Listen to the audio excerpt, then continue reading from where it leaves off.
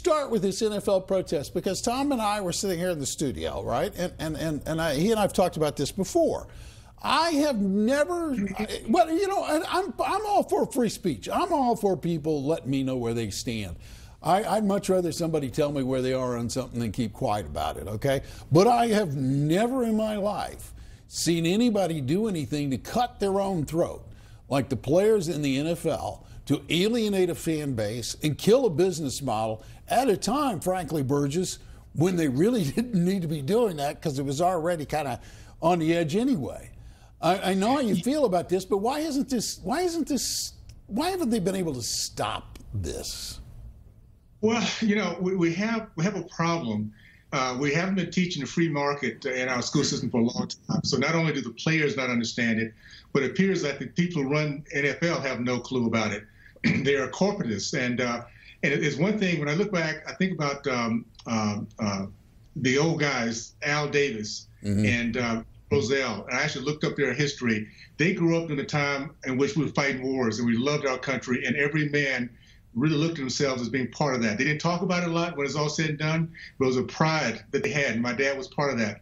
So when I stood on the sideline back in the 70s and 80s, I had been taught by my parents, my dad, and people around us, that we should be proud of our country, proud of that flag and what it represented. And the fact I could stand there doing something I loved, being a part of a very small group of people that did it, I got teary-eyed at times because it was such a great experience. We now have, in the back of this process, we have young men that have been trained to be socialists and Marxists, because that's what liberals do. And we have corporations run by socialists and Marxists. And unfortunately, they are clueless about our country and about what makes it tick.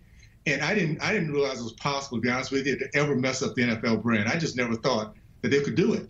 But leave it to liberals. They'll figure out a way to mess up anything they're part of. And that's what they've done so far in this case here. So we'll see if they kind of understand and humble themselves and get back to what America believes in, or if they continue to let the players run their company.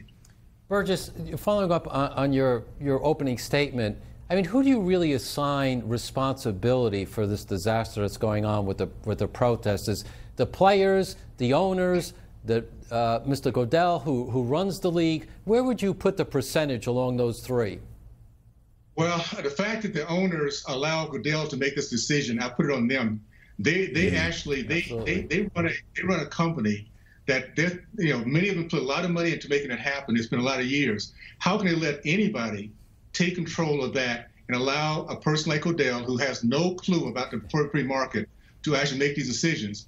And basically, Goodell is just very typical of the liberals who pity the black people.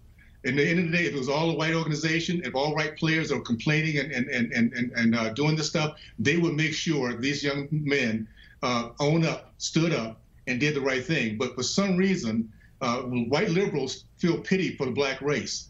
And that is the first problem we have to get over. We don't need pity. What we need to do is have the same opportunity and the same parameters that anyone else has.